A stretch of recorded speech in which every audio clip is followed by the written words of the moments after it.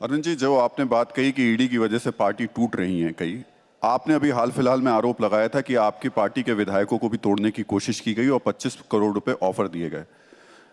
वो मामला थोड़ा आप बताएं।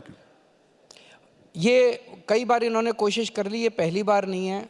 उसके पहले भी इन लोगों ने कोशिश की है। ये ऑपरेशन लोटस 2016-17 से चल रहा है इनका। ये कई बार इन्होंने हमारे एमएलएज को खरीदने की कोशिश की।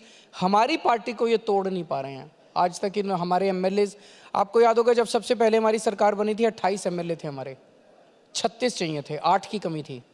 और इनके 32 थे, इनके बीजेपी के 32 थे। इनको केवल 4 एमएलए तोड़ने थे। 28 में से हमारे 4 एमएलए भी नहीं तोड़ पाए। इन्होंने बहुत कोशिश की उन दिनों में। तो ये कई बार कोशिश कर चुके हैं हमारी पार्टी तोड़ने की, हमारे एमएलए तोड़ने की, लेकिन हमारे लोग मजबूत हैं, हमारे साथ खड़े हो। हमने कोई गलत काम नहीं किया।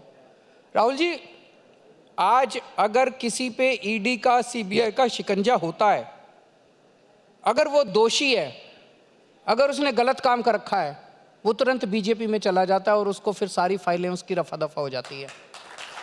अगर कोई दोषी नहीं है मनीष सिसोदिया की तरह, तो उसको 10 बार कोशिश की जाती है बीजेपी ज्वाइन कराने के लिए। वो अड़ा रहता है, उसे पता है आज नहीं तो कल मैं बाहर तो आ ही जाऊंगा।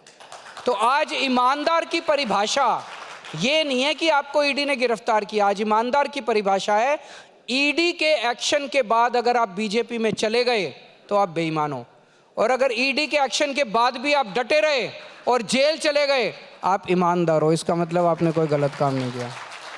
अरविंद जी, मुझे याद आ रहा है जब आपकी सरकार बनी थी तब आपका एक ऐड बहुत चला था उस समय, और उसमें आपने कहा था कि अब कोई अगर रिश्वत देने आए तो उसका स्टिंग कर लेना और हमें भेज देना और हम कार्रवाई करेंगे। या आपके विधायक उनका स्टिंग क्यों नहीं कर लेते जो आपको ऑफर कर रहे हैं? स्टिंग पहले किए भी हैं हमारे, 1 या 2 स्टिंग हमने जारी भी किए थे।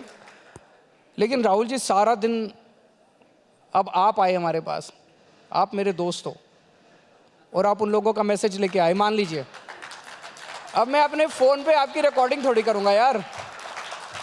आप मेरे पास मान लीजिए मैसेज लेके आए, आपने कहा अरविंद जी वो लोग आपसे बात करना चाहते हैं, वो कह रहे हैं कि मनीष को भी छोड़ देंगे, सतिंदर को भी छोड़ देंगे, संजय सिंह को भी छोड़ देंगे, आप ये इंडिया गठबंधन मत करो। अब मैं यार आपकी थोड़ी वो करूँगा, आप मेरी और आपकी तो दोस्ती है ना।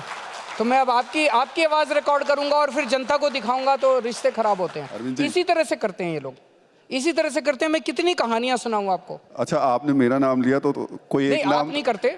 कोई एक नाम तो बता दीजिए, कोई एक नाम तो बता दीजिए जो ऑफर लेकर आया हो आपके पास और कहा हो। वो इम्पोर्टेंट नहीं है। इम्पोर्टेंट ये है कि इस टाइम देश में चल क्या रहा है। इंडिविजुअल्स इम्पोर्टेंट नहीं है। जो कुछ इस देश के अंदर इस वक्त घटित हो रहा है वो अच्छी चीज़ नहीं है देश के लिए। इससे तरक्की नहीं होती। आज जिस तरह से भाई चुनाव हुए, चुनाव में हमारी आपकी लड़ाई है, हम चुनाव लड़े, आप चुनाव लड़े, आप जीत गए आप सरकार चलाओ, वो जीत गए वो सरकार चलाओ। जो जीत गया वो सरकार चलाए 5 साल, जनता को पसंद आएगी उनको दोबारा वोट दे देंगे, जनता को नहीं पसंद आएगी उनको वोट दे के निकाल देंगे। अब दिल्ली के अंदर में सरकार ही नहीं चलाने देते, हर चीज़ में टांग अड़ाते हैं, हर चीज़ में टांग अड़ाते हैं।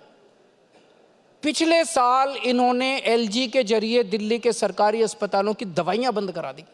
अच्छी चीज़ है कि 2 महीने तक दिल्ली के मोहल्ला क्लिनिक में दवाइयाँ बंद करा दी, टेस्ट बंद करा दिए।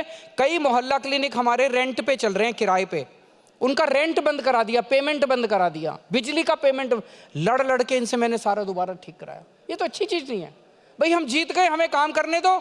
अब अगली साल चुनाव है दिल्ली का, फिर लड़ लेंगे चुनाव। तुम अपना अच्छा काम करो, तुम्हारे पास केंद्र सरकार इतनी बड़ी सरकार है, तुम दिल्ली में इतने अच्छे काम करके दिखाओ ना, लोग कहें भाई इनको वोट दो। वो खुद भी काम नहीं करते, हमें भी काम नहीं करने देते। ये गलत बात है, इससे देश की तरक्की नहीं होती।